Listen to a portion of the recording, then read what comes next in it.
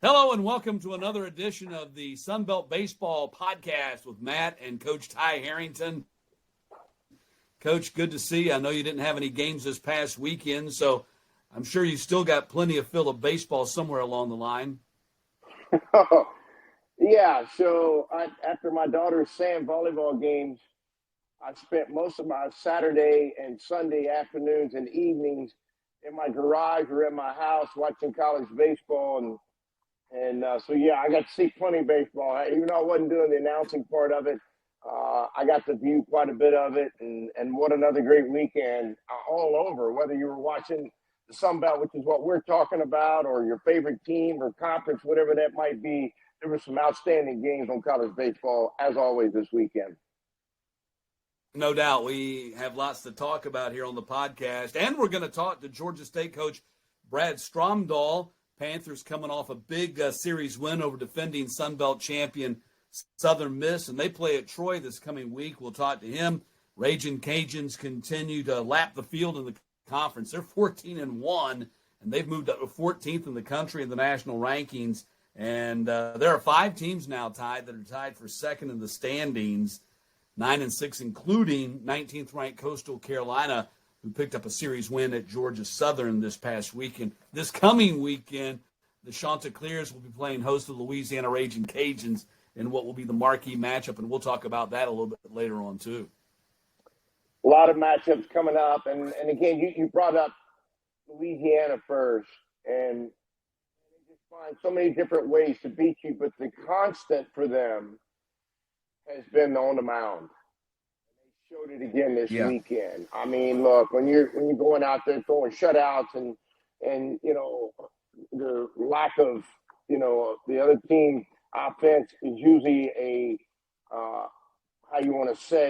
show of the other team's pitching, and it's certainly what happened again this weekend with Louisiana. And they continue. Coach Degg seems to find different ways to create wins, but on the other side of it is you pitch, play defense. It's been one of the oldest adages in baseball. You still got every time you do that, you got a chance to win. They showed it again this past weekend. Yeah, that's our number one story this week. They sweep Marshall, and the combined score of the 3-game series was 6-1. I can't remember any time I've ever seen a 3-game series, at any level for that matter, major leagues or whatever, 6-1 finals. They beat them 3-1 in the opener, 1-0 in the second game, and then 2-0 in the series finale. Just phenomenal pitching, which that's got to make everybody nervous in the Sun Belt to see them be able to roll that out there on a weekend. Yes, it should, obviously, and for them to play those. Usually, when you play those tighter games, there's usually one game in there. That Saturday or Sunday game that something happens that the wheels wobble. On either team or something, but they didn't on either team, quite frankly. I mean, if you go in there with exception, Marshall wasn't able offensively to do some things, but they're right there probably thinking every half inning when they're going in there, we're a base hit, homer, whatever it might be away from tying this game up or even having a chance to win it. But my goodness, and, it's not just the starting pitching for Louisiana. It's the back end of it, too, that's so strong as well. Yeah, LP Langevin picked up his 5th save. I mean, and he's not getting these 1-inning saves. He's getting these long, 2+ innings, 3-inning saves. I mean, he is really phenomenal. That gives them a real punch. They can piggyback him off a starter. They've been doing that on their Friday night games. They did it again. And the flip side of the story is Marshall's got some pretty good pitching too. If they could ever find some offense, because they pitched very well against Texas State the week before when they won 2 out of 3 from the Bobcats. Yeah, and then rolled around and won a game from West Virginia where they had to hold it late too. I mean, you're right, 100% right. I think it shows the progress that they've made as well, and what they're becoming as the season grows, and particularly it looks like on the mound as well. When you go into a 3-game series, what Coach Deggs is doing is when he stacked Langevin in there, he's saying historically on Friday, and that allows him 24 hours, and then he comes back on Sunday too. But they're going after that win that day. If it's a 6-out, 9-out, whatever it might be, which is what he did against Texas State, it was 6 outs, 9 outs, and then then he comes back and using them again on Sunday because he is a physical young man too, and his command is good on the repeat day. 24 hours later, when he's repeating, his command's okay. It's not like as sharp as it would be on Friday, but nobody's is, when you do it like that. But he's been able to because he's physical. And I like the idea they're aggressively going, we're going to go win on Friday, and then we're going to win, put 2 more piggyback in there on Saturday, and then we'll go back and attack it with him again on Sunday. Yeah, I had the great pleasure in my career to be around Hall of Fame manager Bobby Cox, and that was always his philosophy. He was like, we got to get the win today. I mean, we'll worry about tomorrow when we get to tomorrow, but we got to get the win today. We're not playing shuffling our cards here and trying to figure out what we can do here and what we do there. We're going to get the win today. So, story number 2: 5 teams tied for second place in the Sun Belt right now at 9-6. That's Georgia. Hold on a second here. Someone's calling me, and it's not somebody that I want to talk to. So I should have muted my phone. Anyway, so you got Georgia State, Georgia Southern, Coastal, Troy, and Southern Miss all at 9-6. And these would be the top 6 seeds right now in the Sun Belt tournament. 4 of those 5 teams played each other this past week, and 2 more will play each other this week when Georgia State goes to Troy. Yeah, that's a logjam in there. And, what's interesting is that at the 9-6, all those that would be your top teams, as you just mentioned, but with Coastal and Louisiana playing this weekend, what type of, outcome is going to have, quite frankly, could have as to whether somebody's able to catch Louisiana or not. Exactly. And someone's got to slow them down. Yeah, that's right. And the clash of that series, to me, and I think you feel the same way, you've got Louisiana, pitch is so good, and Coastal, who is so offensive. So, in an offensive ballpark. So, it's going to be fun to watch. Yeah, and they get them at their place. That's huge. Yeah. And you get to see what kind of the clash of the 2 different sides of the ball and what that's going to look like. Not that Louisiana can't hit, they can. But what I'm saying is Coastal is more of a power-oriented offensive team. And with, Louisiana's pitching, it's going to have, I think, a great clash. Now, going back to the 9-6 teams, all those teams in there over the next, several weekends, a couple of weekends that they've got, there's going to be a weeding out of, obviously, somebody winning and losing. Some of it has to do with how you're playing. Some of it's going to have to do with who you're playing. And that's going to have a lot to do with it, whose schedule favors the other ones, and what does that look like as well. Story number 3, the biggest series of this past weekend. Coastal took 2 out of 3 from Georgia Southern, beat them badly, 16-4 in the finale after they split the first 2. Georgia State beat Southern Miss 2 out of 3. It was the first time the Panthers had ever played the Golden Eagles. 46-30 was the total score in that series. Sounds like a football score. We're going to hear from Brad Stromdahl coming up in just a few moments, but just a phenomenal effort by the Panthers. It was the most runs that ever scored in the Sun Belt Series. I mean, 46. That's kind of a no-brainer. And they also hit 12 home runs in the series. And I like the idea that in the interview he talks about how the wind was slightly blowing out and there was some balls that were being hit. And I was like, the box score told us there was a ton of home runs there. The wind had to be busting out of there. And but I love the idea. It was buzzing. Friday night in the Atlanta, and I was in Athens calling the Georgia-Missouri game, and the wind was, we had a wind advisory with gust up to 40. I don't know that it ever hit 40, but if you could get it up in the jet stream, and you could get it out. Well, ironically, I was watching the Masters the next day, and the wind was blowing so hard on that Friday, Saturday as well, right? On that Friday, it had to be the same wind, I'm sure. That's exactly right. And same wind. So I'm sure that it had a long effect on some of the scoring and what that looked like. But also when you listen to Brad talk, he loves to talk about how aggressive their offense is and how they lead in almost every category offensively, in the Sun Belt right now. And so, look, I think, and they've been an offensive team for the last couple of years.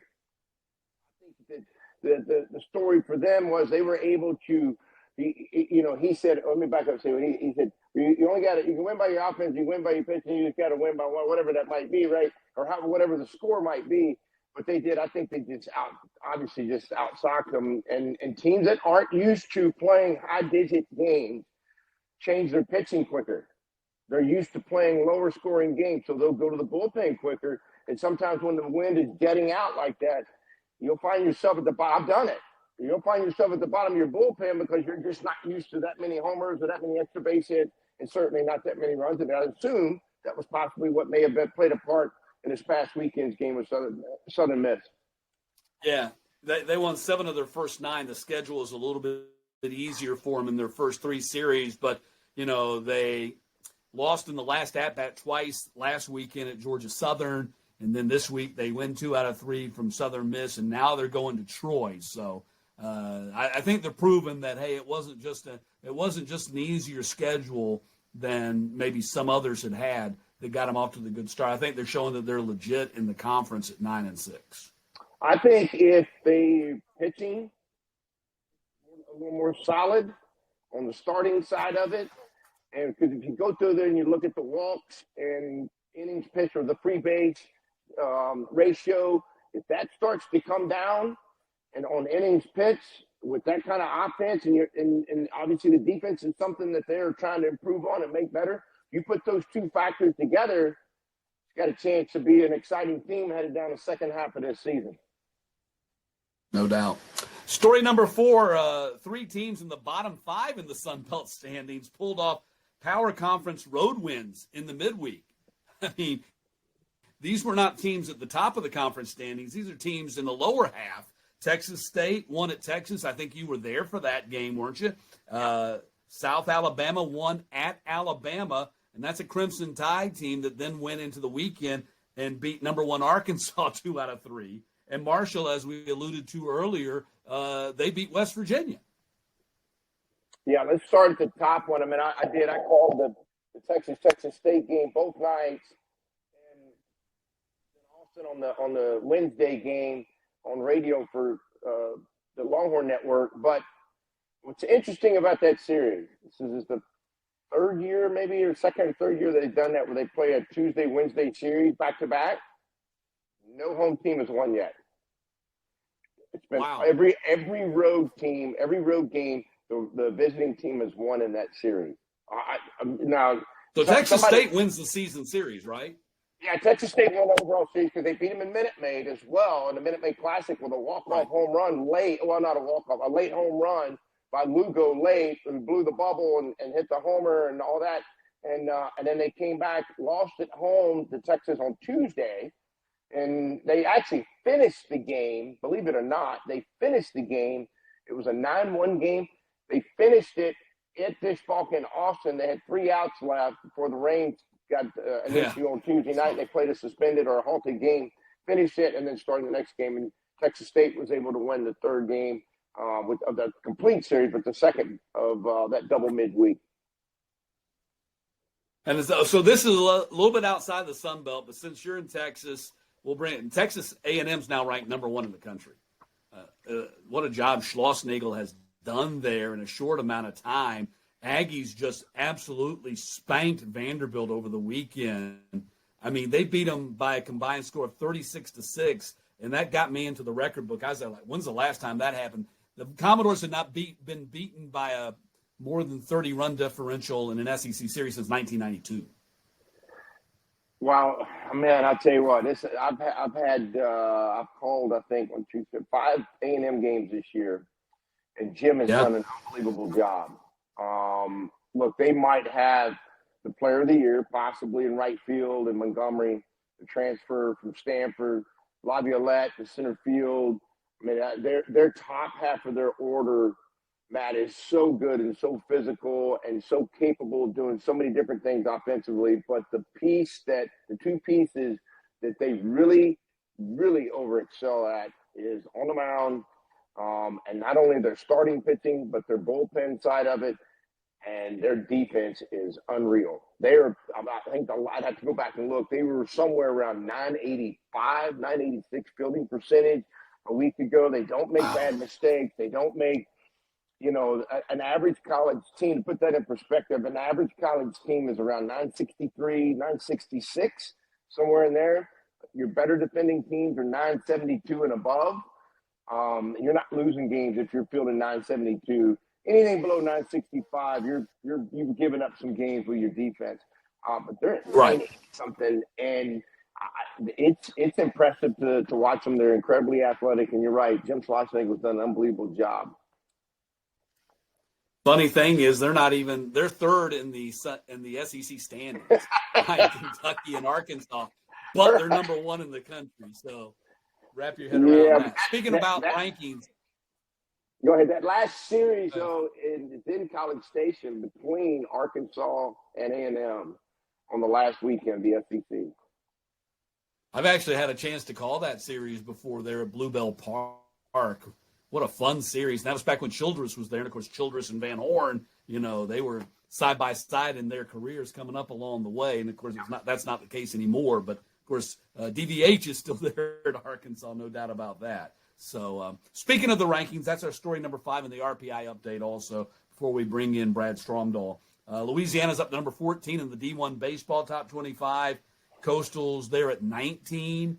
And then as far as the RPI, there are 4 teams that are in the there's 3 teams in the top 50 right now. Coastal's 22. James Madison still is at 26. Southern Miss is 47, and the Cajuns, despite their 14-1 conference record, are 57. Strength of schedule is a comprehensive, collective view of everything you've done from day one to the end. It can glide, it can move, it can slide, it can go up, it can do so many different things.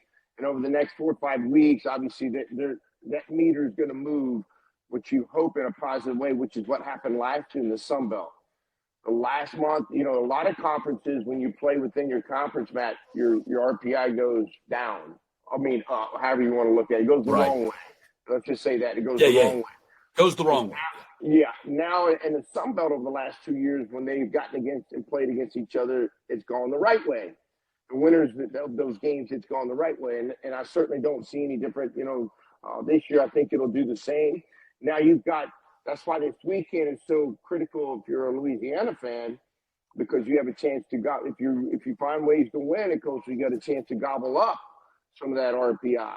And, that Coastal holds within them. If you're Coastal, if you're going to try to bring Louisiana back to the field and give yourself a chance from a regular season perspective, obviously it's got a lot of play in it and how this thing's going to turn out. But the bottom line is there's still a lot of RPI value out there over the next 4 to 5 weeks for the Sun Belt to pick up to help these teams that you were saying around that 50-ish. And don't forget, you always have everybody's schedules up, and their Tuesdays are always good, and there's a lot of opportunity there as well. Time now to bring in Georgia State head coach Brad Stromdahl. Of course, it's great to be here. You're joining us from the Druid Hills Youth Association, where your boys Leo and Hugo play ball, and coming off a great weekend against Southern Miss, you get a chance to watch your boys play some ball tonight. It's a great day, when you win a series, and especially against a really good team as Southern Miss. And then you get to spend your Monday at the ballpark watching your kids play, and you don't have much of a chance throughout the course of the year. So it's a great makeup rain delay or rain game, and it's a great day to be here. It's great weather, and excited to be with you guys. Yeah, don't let Coach fool you. Just because he's watching his kids, he's out there recruiting 9 and 10-year-olds already as well, by the way. He's got his notepad and his pen and pencil out there watching those games in a stopwatch. Well, I think that's part of it, isn't it? For sure. Well, tell me about your series against Southern Miss. First time you'd ever played the Golden Eagles, and you beat the defending conference champions by a total score of 46-30 I almost sent the stats back to Allison George, your sports information director, and said, man, these stats can't be right. But that was some astronomical offensive numbers for you guys. Yeah, no, we had a great we had a great series. I mean, the wind was blowing out a little bit, and we've been going up and down, back and forth. We've been kind of the top of the conference with everything offensively throughout the course of the season, and we were just able to put the ball in play a lot the first couple games, and even the second game, I think we scored 9 or 10 runs, and so whether you score one run and beat them, or whether you score 15 or 20 runs and beat somebody, it's always tough to win a series in the Sun Belt, and we're fortunate to be able to come out of that with 2 wins, and looking forward to next weekend with Troy. Okay, again, we're heading down the second half of the year and headed towards the postseason. And from an old coach's perspective, and you're constantly looking for ways to make yourself better. If you were going to put your finger on one or two things, whatever that might be, for Georgia State in your mind to get better heading down the second half of the season, what is that? Oh, obviously we kind of have our philosophy and our lineup relatively set, where our 7, 8, 9 players are set, and then we have a rotation of 2 or 3 guys, whether it's first or DH or catcher. We really have to take care of the baseball. I mean, that to me is the number one priority as we hit the second half of the season. It's been a little bit of our Achilles heel moving across the first 15 games. I think that probably 3 of the losses have come with an error, either when we are tied or when we have the lead by 1, which has given them the lead. And so we just really have to take care of that, make sure of an out.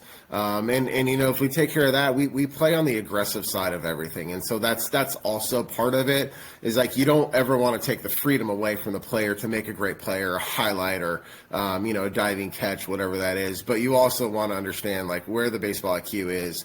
Where do we stand when it comes to just, hey, the game, we're a tie game. We're at home. We're a tie game. We're on the road. Let's take care of the baseball. We have a really good pitching staff. We have good arms. We have good velo. We have good everything. Let's, make them hit their way to a win, as opposed to kind of give them an extra base or 2 or whatever it is. And so, I can handle a walk-off home run a lot more easily than I can, a walk-off, error or a walk-off boot.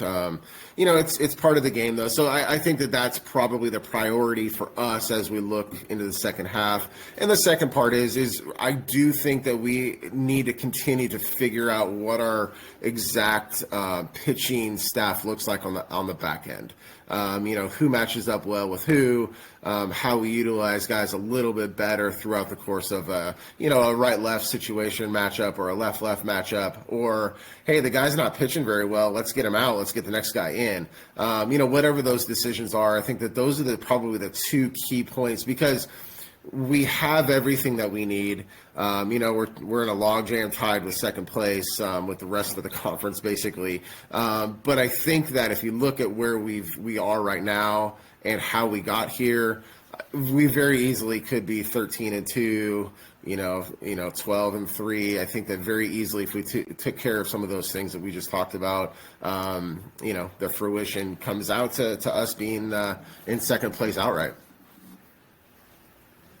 You're in your second go with the Georgia State program. You were there as an assistant.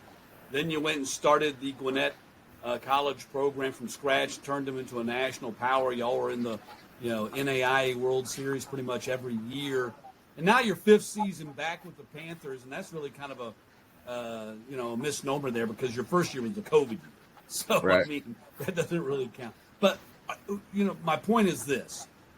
Where are you where you feel like the program should be right now? You look like you're in a position where you're competing for an NCAA regional if you can stay top 4 in the Sun Belt Conference. Yeah, I think that where we're at with regard to transfer portal, NIL, all of the things that have come into the mix in the last 3 years, I think that we're as good of a place, if not better, than I had expected. And if we're just talking about taking care of the baseball and using our pitchers differently, we're not talking about player personnel. We're not talking about velo. We're not talking about hits. We're not talking about, players themselves. I'm really, really proud of where we're at with regard to recruiting. Everything is in place. We really just now have to kind of push us through the finish line. And that's what's always been kind of the issue. We've always been missing one piece or the other of the puzzle. I think that the puzzle is complete now, and now we have to make sure that we complete what it is that will put us into a regional. Just like what we did at Gwinnett, the reference. It was a matter of building and establishing a program, and then making sure that they understood what it was like to be number one in the country, what it was like to be the top seed, what it was like to play in the World Series. There's always the next step with everything, and that's where we're at right now. This is the next step. We went to a regional in 2009 at Georgia State. We won the CAA at UNC Wilmington, and that was the last time this program has been in a regional. And so it's been quite a few years, and so it starts over when you have to accomplish something again. And it's cool that we went there, and we're trying to go back. And being in this conference every single weekend is so much fun. And I think that, there's probably 6 or 7 teams that may be deserving of being able to go to a regional, because it's so difficult to win day in and day out, weekend in and weekend out, just because every team is so different. You go from Coastal to Southern Miss to ULM to Arkansas State to, Texas State. You do all these different teams, and they're all built differently. Based on stadium, based on resources, based on a lot of different things. And so, you're sharpened when you get to the tournament, and then you get through the tournament, and you can get to the regional and be prepared for anybody in the country. What do you think, now that you feel like everything's moving in the right direction, what are the assets? Describe to everybody, what are the assets that allows you to go out and recruit and bring in, you were talking about you're not, you've got the kind of velo, you've got the kind of players. What has that been? What are those assets been for you? Well, and again, this is just pretty much singular to us, because I think that everybody has their own barriers to entry and their own, building blocks that prevent them from doing certain things. But for us, obviously, it's people. It's obviously our recruiting coordinator, Nico Buenteo, our offensive coordinator, and hitting coach, Lars Davis, our pitching coach, Chad Bell. Each of them played pro ball. Chad pitched in the big leagues. Lars won a World Series with Florida in 2017. Nico was a draft pick, played at Auburn, played at Oklahoma. Everybody has regional, super regional World Series experience. And so I think it always starts with people. But then obviously the city of Atlanta, greater metro Atlanta. And then our philosophy is simple. What the changes have been over the last couple of years with COVID, and then with the portal, and then with NIL, is that what we've really, really focused on is really stay local. Local with the offense, local with the pitching, and then kind of plug and play with the kid like Ryan Dial, who was at Auburn for 4 years, redshirted once, has a World Series experience, we're able to plug him into the lineup. Matt Ruiz last year came in, was at South Florida, went to a regional, has that experience. And so, what we have is, we may not have all the fancy bells and the whistles that, some of the other schools have, but you know what, we have grit, and we coach, and we teach, and we grow, and we watch video, and we do all the things that none of the ancillary things that, you have a fancy dugout or whatever that stuff. It doesn't matter when you step in the box. It doesn't matter when you're on the mound. It doesn't matter when you have to get a 2-out RBI, or you just have to move a runner from second to third with nobody out. We teach baseball the right way. And I think that those are some of the attributes that really have put us in this place, is that we're hard-nosed.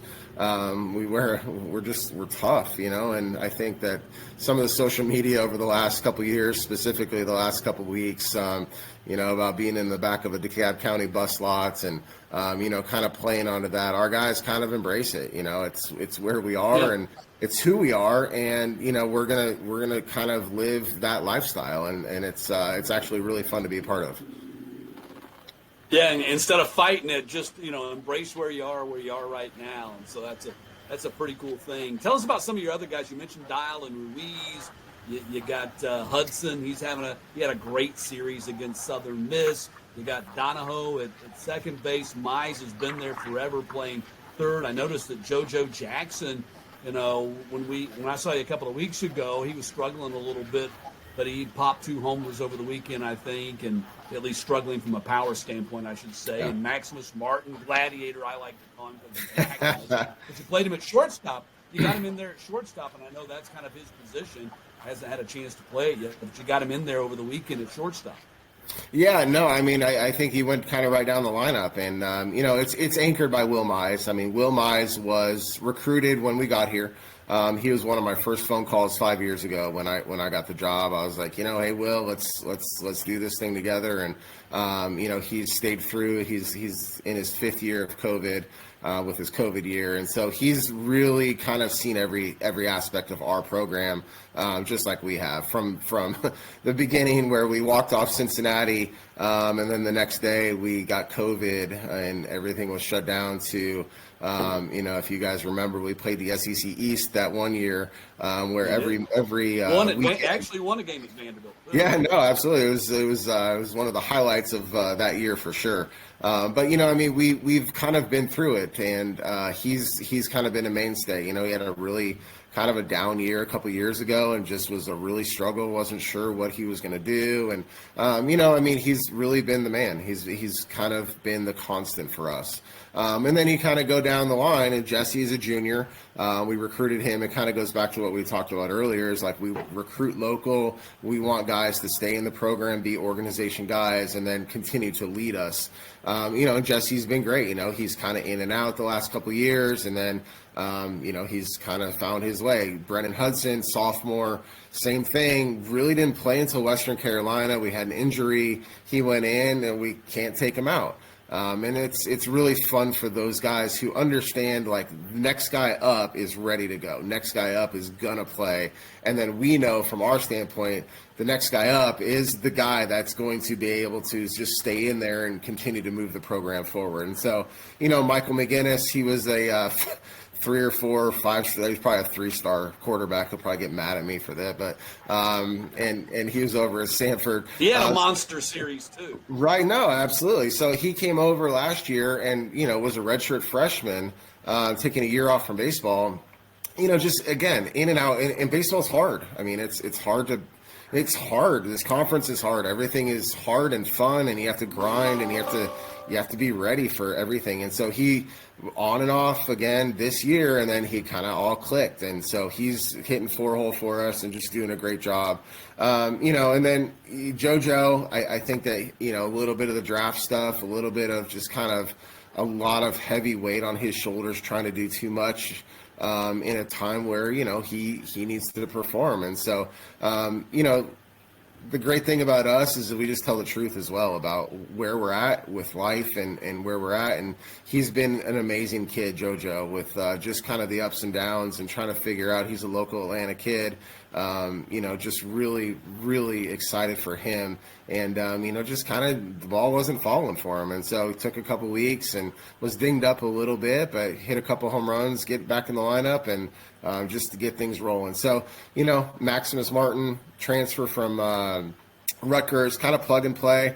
Matt Ruiz was playing shortstop for the first half, and then, Max came in at Georgia Southern. We moved Matty to the outfield, and it's kind of stuck. And it's fun to be able to have guys that are willing to play different positions. We also have a unique ability to have guys play multiple positions on given days. If Ryan Dial can play, I think he's probably played everywhere but left side of the infield. And it's just, he played catcher, first base, outfield. Hudson is the same way. So, being able to have dynamic people that are from Atlanta, from this area, and then plug and play with a couple of guys who are going to be able to, be role players within whatever position they are. It's been a lot of fun with that. Ty, let me throw this one in there too real quick, because I'd be remiss if we didn't mention Luke Boynton. one of your Yeah. most physical guys in your lineup. And I know he's been hurt, but you're getting him back now. That's going to be huge for you in the second half of the season. Yeah, no, I mean he hit I think 2 home runs at Georgia Southern.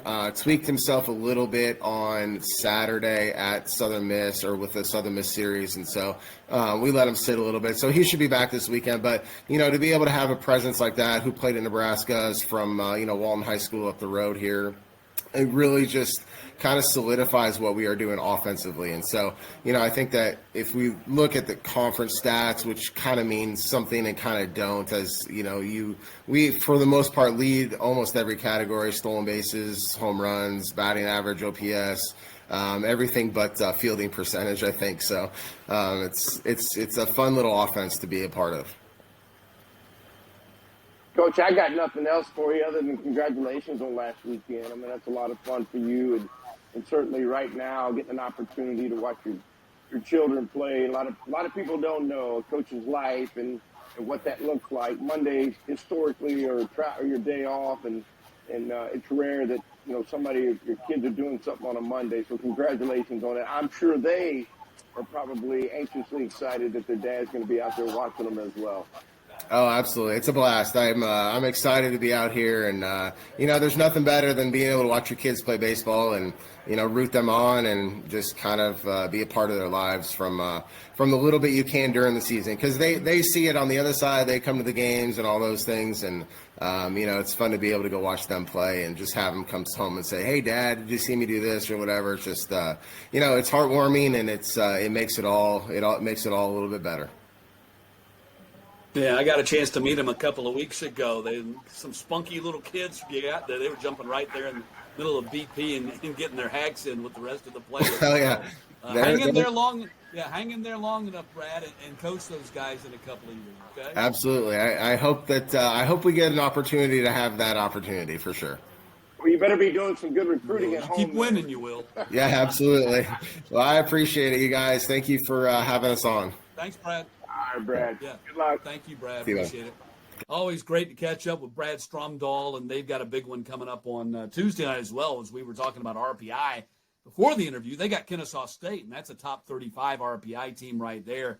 And then they got Troy this weekend. We'll hit on that series a little bit before we close out the podcast. But time now to talk about our Sun Belt starting 9 for the week. And I was really conflicted about this because I didn't want to make the whole offense Georgia State Panthers, but my gosh, Ty, they had 3 batters who hit over 500 in the series, 3 more that hit over 400 in the series. They had 2 that hit 3 home runs in their series against Southern Miss, and then they had 3 others who hit 2 home runs. I mean, it was just a phenomenal, extraordinary offensive series. So they're going to dominate our starting 9 here on the offensive side. Well, I mean, if I'm sitting and I'm reading this over here on my computer to my right, and I thought to myself, anybody else play this week? It is the clash of the offensive team from Georgia State, a sprinkle of a handful of other hitters in there, and then certainly the domination of the great weekend, I should say, from Louisiana's pitching staff when you get to it. So I'm going to let you lead us down the Georgia State Louisiana starting lineup. We're going to make there's a lot of people out there. There's a lot of people out there going to be like, what are you talking about? There's got to be some other teams represented here. But, I mean, I challenge you to do side-by-side comparisons on the numbers at these positions and show me where someone else was more deserving. And I'm sure it'll change. Every week's different. But we'll start with the catcher, Georgia State, Ryan Dial. You heard Coach Stromdahl talk about him, Auburn transfer. He was 5 for 11, a double, 2 home runs, and 7 RBI. First baseman, Georgia State, Brennan Hudson, a sophomore. He was 8 for 11 in the series. That's over 700. 3 homers and 6 RBI. The second baseman, Jesse Donahoe from Georgia State, 5 for 12, 2 homers and 4 RBI. And then we'll break it up. We'll get to the Coastal Carolina third baseman, Sam Antonacci. 18-game hitting streak, 32-game on-base streak. He's last year's Junior College National Player of the Year. He went 5 for 12, a double, a home run, and 4 RBI. So Coastal went out there and found themselves a diamond in the rough out there in JUCO D2. Not D1, but JUCO D2, and this kid's been doing it since he got there in the teal and black. He is some kind of extraordinary player. Shortstop, we got Maximus Martin for Georgia State. He's a guy that from Rutgers. They had him playing center field. They got him in there at shortstop now. 7 for 13, 3 doubles, a triple, and 3 RBI.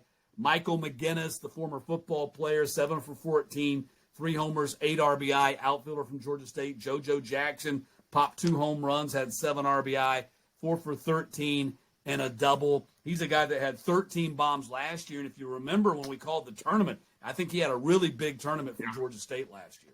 Yep, he did. No, I remember it as well. A really physical player. And then we'll close it out. 2 non-Georgia State players. App State outfielder C.J. Boyd, like him a lot. I think he's a great athlete. 5 for 10, couple of homers, and 4 RBI. And Troy D.H. Kyle Mock went 5 for 10, a double, a couple of homers, and 2 RBI. Yeah, for Troy, that was on the road at App. And for them to come out of there winning 2 out of 3 was huge for them. One of those 96 teams that is still around that top half. But, sometimes that's a tough place to head. I mean, the weather can be different there at times. And, look, and I think if you go in there and you look at now the last 2 you got in there, App State, Carmack, from Troy, I think it proves that you were open-minded about the whole thing. It wasn't just going to be Georgia State. It wasn't just a show. No, there's a ton of deserving players. And every week as you do this, you put this together and you put a lot of work into this. It is true, but it is for this week. And it is for that moment. Yeah, for this week. And that's right. And so next week it'll be a whole nother start 9 possibly.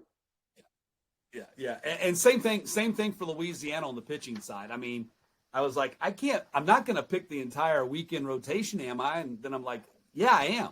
I mean, how can you top what they did? I mean, how can Carson Flournoy took a no-hitter into the 8th. He ended up with a 1-hit shutout, 7 innings, 3 walks, 5 strikeouts, threw 109 pitches. Left-hander Chase Morgan, he started the week by being named to the midseason freshman All-American list on Saturday. 8 scoreless innings of 1-hit ball with 3 walks and 11 strikeouts. And then Andrew Herman, who continues to lead the conference in ERA, the Louisiana Friday night right-hander, lowered his ERA to 1.91. He went 6 1/3, a run scored, 5 hits, 1 walk, 5 strikeouts. He pitched into the 7th. I mean, you tell me who did better than those 3 guys this past weekend. I don't know, but you're also leaving off right now a guy who might end up being the closer of the year and the relief pitcher of the year, and he has been till mid-season of the Sun Belt. Langevin has to be mentioned that he's the top reliever right now. That doesn't mean what's going to happen the rest of the year or the rest of the Sun Belt season, but he's been on the list twice already. And the weekend I saw him against Texas State, he was unreal on Friday night. I mean, it was just lightning coming out of his hand. And then he was able to figure out how to work his way, navigate his way through on that Sunday as well. So he's been on the list, I think, a couple of times, and he's been really good this year. Yeah, this is our third time, our third podcast. So he's been on there twice. He could have been on there last week. Right. Instead, we went with the young man, Mitchell Gross from Georgia Southern. But, Langevin's a real deal there, and he's a guy that he's not that guy you give him the ball in the 9th inning. You give him the ball when the game's on the line, and that's what Matt Deggs does. And this past week, the game was on the line with 1 out in the 7th, and he came in and finished it off scoreless for 2 2/3. Struck out 7 of the 11 batters that he faced and picked up his 5th save. And so he's our closer stopper of the week again. So. Yep. All right. Before we check out of here, let's looking ahead to the weekend. There's no doubt the biggest series from a profile standpoint, and standing standpoint too, you kind of already alluded to it, is 14th ranked Louisiana on the road at number 19, Coastal Carolina. Who wins out in this thing, Ty? Is it going to be the Ragin Cajuns pitching, playing at Springbrook Stadium, which is a much tougher place to pitch? It's a hitter's paradise, and Coastal always plays very well and scores a lot of runs there. And so the Chanticleers got the Cajuns on their turf this weekend. It'll be interesting to see. I mean, I'm excited about watching. I am, because it is a clash of 2 different types of teams, and one that pitches the ball incredibly well and can score. Don't get me wrong, they can. Louisiana can. But Coastal being a really offensive team, a little bit more physical looking team, home run oriented type group as well. And so I'm anxious to see how that's going to turn out. I don't know what the weather looks like. Sometimes that can have an effect on, what direction the wind's blowing and how hard the wind is blowing, which is what I think had an effect again going back to Atlanta, and had an effect everywhere because the fronts moved across the great state of, the country, and pushed those winds to a northern breeze on a lot of different places, and fields set up either to the south, which is those gates opened up when I have a south wind, and I have a north more times than not. It's coming in certain ballparks. So I'd be anxious to see what that looks like. A lot of 9 and 6 teams going to figure out if they're going to start to separate up. And there's some of those guys down in that lower quadrant right now that still have an opportunity to move up pending their schedule and pending on how they're playing. And at this time of year, we talked about this last week, Matt, staying healthy and getting guys back that have been injured are a huge part of what your April becomes. And how good do your freshmen play that have been kind of up and down? Are they now feel like a comfort level that they're playing at a high level and need to be playing at the Division I level on a regular basis? That starts to come out as well. You mentioned that 9 and 6 logjam, and that's the other series to keep an eye on as Georgia State goes to Troy to play the Trojans. Those are two of the 5 teams that are in that 9 and 6 logjam. We have not talked a lot about the Trojans so far in our Troy's getting ready to be a big topic of conversation here as we head into the back half of April and into May. And I know we'll be talking to Skylar Meade sometime in the not too distant future. But that's going to be a fun series right there with Georgia State and Troy. And that's gonna play a big role in who comes out of that log jam and who's in the top 4 of the conference and who maybe is more in the middle of the conference. I think so too. That's going to be fun. It'll be another great week in the Sun Belt.